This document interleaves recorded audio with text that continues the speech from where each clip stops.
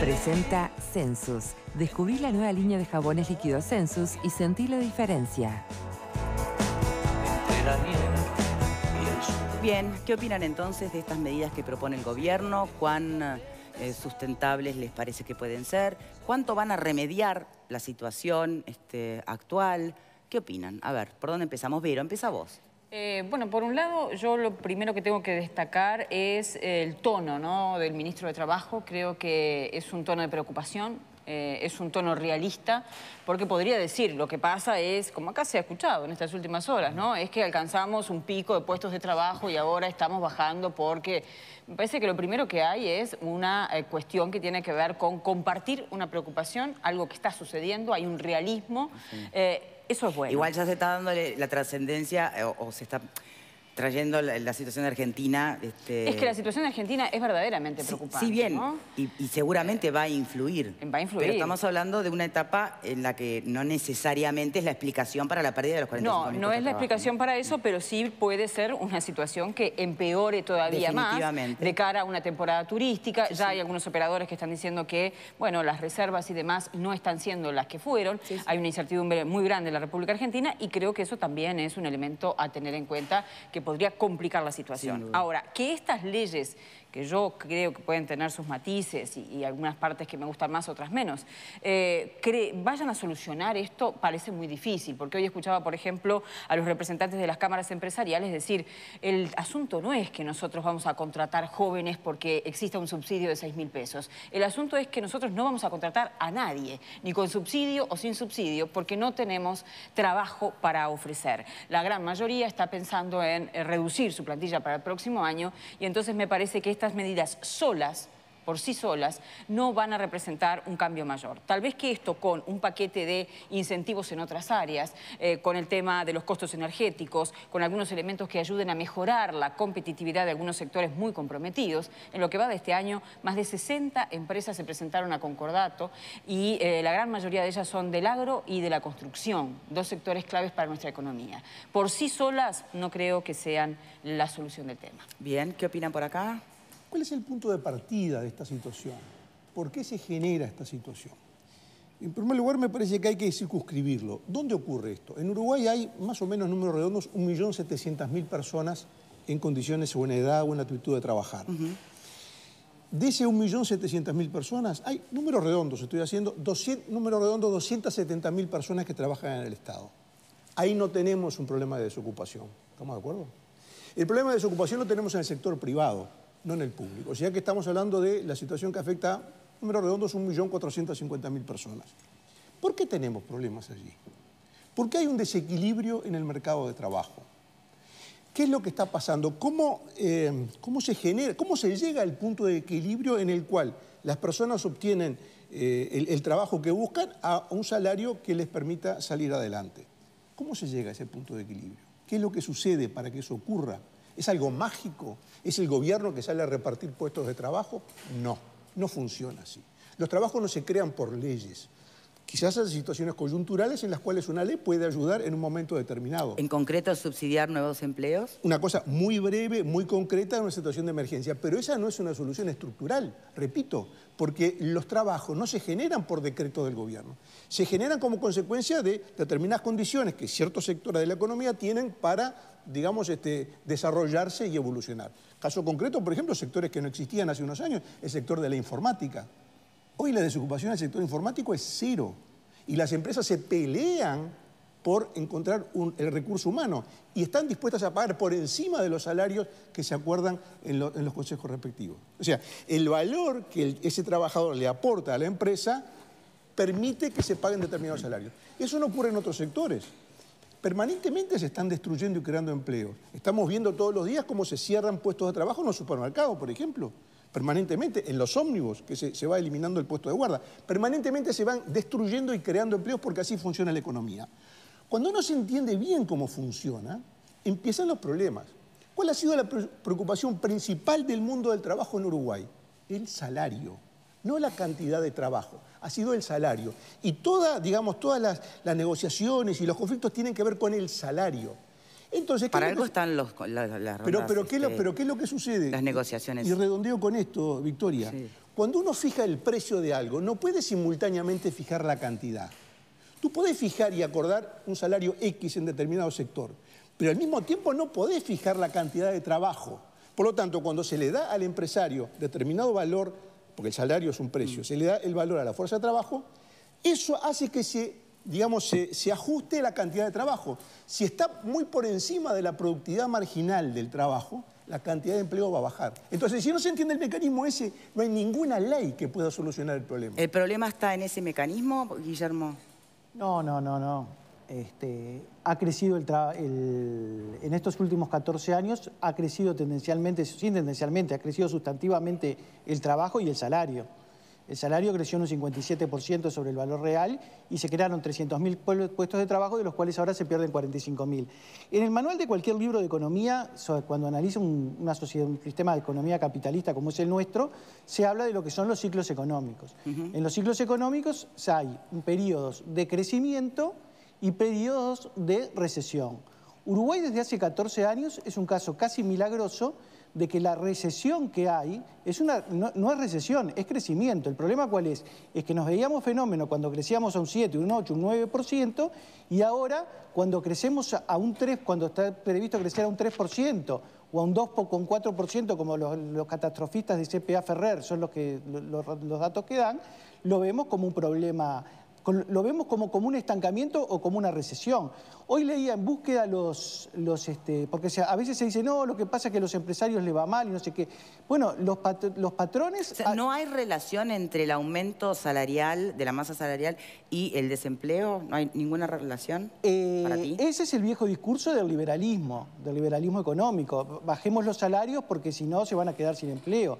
Uruguay en estos últimos años ha sido la demostración contraria de que puede haber crecimiento sin crecimiento económico, crecimiento del salario, sin pérdida de trabajo. Bueno, pero el tema es que se perdieron 50.000. Bueno, sí, se crearon, ahí ya, ¿cómo hacemos? Es lo que te estoy diciendo un poco del tema de los ciclos. Hay cosas que son inevitables y que la economía mismo se va ajustando. Si en los supermercados empiezan a dejar de haber cajeros, si los guardas de ómnibus empiezan a desaparecer, evidentemente hay trabajos que se pierden y luego cuando... Bueno, pero de las empresas que cerraron no eran ni cajeros ni guarda de ómnibus, ¿no? No, hay empresas... El grueso, digamos, de los empleos... O sea, que se perdieron 45.000 puestos de trabajo, no hay duda. El tema es parte de un ciclo económico en el cual luego se va a revertir. Claro, para la persona que pierde el trabajo es un drama. Lo que pasa es que supuestamente lo va a conseguir no dentro de mucho en la medida. Y una cosa que yo creo que la estás relativizando un poco, lo que es la incidencia de Argentina y Brasil. Porque hoy vemos a Argentina con el dólar a 41, creo que llegó, una cosa así, y decimos, el tema es hoy no. Argentina y Brasil están embromados desde hace mucho tiempo, y siempre en Uruguay había un refrán que decía, si Argentina o Brasil se refrían... Nosotros estornudamos. Sí, está clarísimo. Y ahora, sin embargo, Argentina y Brasil están en situación grave hace tiempo y Uruguay sigue empecinadamente creciendo en su economía. Bien, a ver si tenemos otra mirada. Un poco acá está el tema ese, ¿no? ¿Cuál es la ecuación que se observa?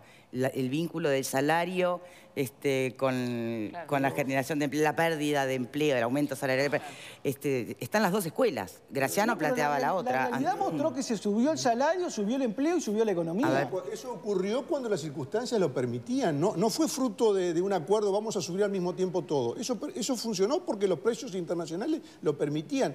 La relación entre cantidad y precio es una cosa que está recontraestudiada, no lo estoy inventando yo esta tarde. O sea, negar eso es negar la realidad. Funciona así cualquier mercado. Funciona así el mercado de los morrones. ¿Por qué estaba a 200, no sé cuántos pesos el kilo morrón? Porque no había morrón. Bueno, cuando hay más cantidad de morrón, el precio baja, pero está en la tapa del libro. Esto ya está todo inventado. El precio del salario como una mercancía no es el precio de los morrones. Ahí juegan otras variables que son completamente diferentes. No es cierto, porque eso es lo que te dicen en Brasil. Bajemos los salarios, trabajen 12 horas. Subamos también los salarios, porque hay momentos en que si falta mano de obra, el salario va a subir. Pues es una cosa tan obvia, tan de sentido común, que si faltan gente especializada en determinado trabajo, el salario va a subir porque el empresario necesita ese obrero. ¿Qué opinás de este tema, Alfredo? Yo creo que hay varios temas acá, ¿no? A mí me parece que es importante que el gobierno tome acciones puntuales como estas, que son paliativas, no van a ser ni permanentes ni van a generar empleo genuino a largo plazo.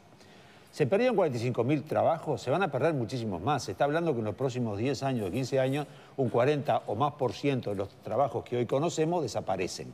Y ustedes citaron 2 ejemplos, hay decenas. Uno va a una obra hoy de cualquier edificio y ve tareas que antes se hacían a lomo de obrero, hoy las hace una máquina. Van a seguir desapareciendo trabajos y eso va a ir generando la reconversión de la gente hacia otro lado. Entonces, yo lo que creo... ¿Perdón? ¿Hacia dónde se va a reconvertir la gente? Si en realidad lo que estamos viviendo ahora no es solamente ese fenómeno, ¿no? Yo creo que el tema fundamental de todo esto es apostar nuevamente a la cuestión educativa, porque o formamos gente capaz de tener suficiente flexibilidad como para cambiar de trabajo. Yo creo que la generación millennial tiene la gran ventaja de que es mucho más flexible que las generaciones anteriores. La generación anterior a las mías eran de que el trabajo para toda la vida y trabajó 25 años, 50 años. A mí la empresa hoy gente cambia, se adapta, están aprendiendo todo el tiempo y me parece que pasa por ahí. Creo que lo más importante de todo esto es apostar a nivel de formación de la gente para poder realmente reciclarse y adaptarse a las nuevas... Hay trabajos que no sabemos que van a existir hoy. Los técnicos te lo plantean. Ahora bien, el otro tema que me parece importante, pero hay que ver, lo que de hoy no puede pensar solo en hoy. Tiene que pensar en que esto, entre 3, 4, 5 años, va a seguir evolucionando. Va a haber mayor pérdida de empleo, no hay duda. Empresas que cierran, pero, no empresas que tienen menos puestos laborales porque se reconvirtieron. Fuentes laborales que ya no existen. Pero escuchaba hoy, leía hoy a Bruno Gili, es un economista, dice... Es lógico que empresas que cierren. El sistema funciona que empresas que cierren, empresas que abren, y ha funcionado siempre así y va a seguir siendo así. Bueno, el balance evidentemente no da positivo, porque si no perdés fuentes laborales. Bueno, por supuesto. Vas a perder fuentes laborales y vas a crear otras. Ahora bien, me quiero referir, ¿puedo terminar un planteo? Porque no me dejas terminar el planteo que quiero hacer de fondo. Sí, vamos. Pues si no decir... el tema salario incide, sin lugar a duda, pero si tenemos 400.000 uruguayos que ganan menos de 20.000 mangos, no me digan que el tema salarial es la causa del desempleo o la generación de que los empleadores no contratan más gente.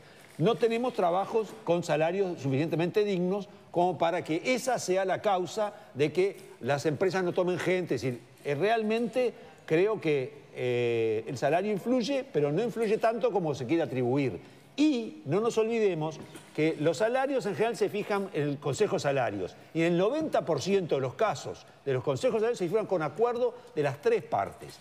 No interviene el gobierno, o sea que empresarios y trabajadores se pusieron de acuerdo en el 90% de los casos. O sea que tanto no debe haber subido el salario para que después los empleadores digan, ¡ay, no puedo tomar más gente! Bueno, por acá había un mensaje, yo ahora lo estaba buscando, pero lo perdí, se lo pregunto a Fede o a Claudio, ¿no? Porque hace referencia, por ejemplo, a por qué desde el PIT se firman cláusulas de paz con una UPM, pero en realidad después a los empresarios locales algo como que les complicaban la vida, les ocupaban las empresas. ¿Qué respuesta puedo dar para eso? Lo que dijimos cuando se trató del tema, incluso estuvo Fernando Pereira, presidente del PIT-CNT, en este tema. Lo que hay es un convenio marco, después del convenio estarán con las distintas empresas que estén trabajando para UPM. UPM es una pastera, en todo caso será el sindicato de los papeleros el que discuta el convenio dentro de UPM.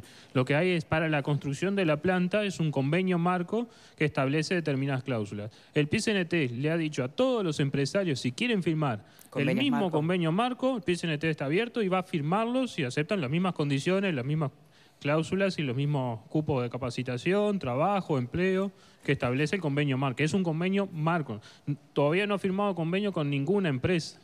Bien, Ligia, estabas balbuceando mientras hablaba Fede. No, estaba pensando que la genuflexión no solamente con UPM, es con todas las empresas que quieran. Pero de cualquier manera estaba pensando, ¿no? Porque ahora tenemos al ministro Murro saliendo a hablar del tema del trabajo. Obviamente la situación es desastrosa. Hay una debacle que terminan realmente reconociéndolo desde el gobierno. 8%. Porque hace un tiempito, que yo sepa, Murro desconocía el problema que hay en la importadora de electrodomésticos, que todos conocemos. Ferrari también desconocía el problema que había en Paysandú con una planta que trabaja con cítricos. Ahora están reconociendo el problema, o sea que debe ser gravísimo que para que salgan a reconocerlo, primero que nada. Y cuando se habla de la recuperación, los 300.000 puestos de trabajo, sí, después de la crisis. ¿Cuántos se perdieron? No es que se multiplicaron los trabajos, se fueron recuperando. fue ese el problema, porque se está comparando con una crisis. Además están incluidos las incorporaciones al presupuesto del gobierno, ¿no? Y no solamente se habla de flexibilización, pero ¿cuántos empleos calificados se perdieron? Se habla de flexibilización, se está hablando de precarización del trabajo. José Luis. Sí, en este caso me parece que es mucho más importante, por lo menos lo vemos desde ese punto de vista. Un proyecto que presentó Felipe Carballo a principios de año, el diputado Felipe Carballo presentó un proyecto que trata sobre la matriz de riesgo y oportunidades, justamente visualizando esto, ¿no? De que está previsto que se pierda el 54% de los puestos de trabajo a nivel mundial, y Uruguay no escapa a eso, fruto justamente de la tecnología, de los avances tecnológicos, las impresiones 3D, todo lo que tiene que ver con el conocimiento artificial. De la misma manera como se pierden puestos de trabajo por estas cuestiones, existe la oportunidad de que se generen los puestos de trabajo que tienen en relación con eso. Claro. Entonces el Pero proyecto apunta... La pérdida de los 45.000 en nuestro país, ¿lo asociás exclusivamente a las nuevas tecnologías? En gran medida obedece a esto, un poco lo estaba diciendo también Graciano, lo estaban diciendo acá los compañeros, en qué áreas justamente, incluso sector agrícola, industrial, comercial, la área de la construcción, también se pierden puestos de trabajo que tienen que ver con el conocimiento artificial. Y en este sentido lo que te decía es, las oportunidades existen en igual medida que de los puestos que se pierden. Entonces, en este sentido, el proyecto de ley apunta a que INEFOP, que es el Instituto Nacional de Formación, pretenda justamente implementar una matriz que cada 5 años esté evaluando la pérdida de esos puestos de trabajo y a su vez indicando cuáles serían los sectores donde se estaría contribuyendo a aportar más mano de obra y formación y capacitación para nuestros jóvenes básicamente. Bien, tenemos que cerrar este tema. Vamos a ver qué es lo que votó nuestro público a través de Facebook. La pregunta era, ¿pensás que se podrá revertir la pérdida de puestos de trabajo? Por supuesto, pensando en estas medidas y estos nuevos proyectos de ley y estos 15 millones más otros 10 previstos para el caso. Bueno, bastante pesimista la respuesta, 71% que no, 29% que sí. Una pequeña cosa. Tenemos que pasar al siguiente tema, si me disculpan. ¿Cuál es? Lo que les anunciaba al principio del programa.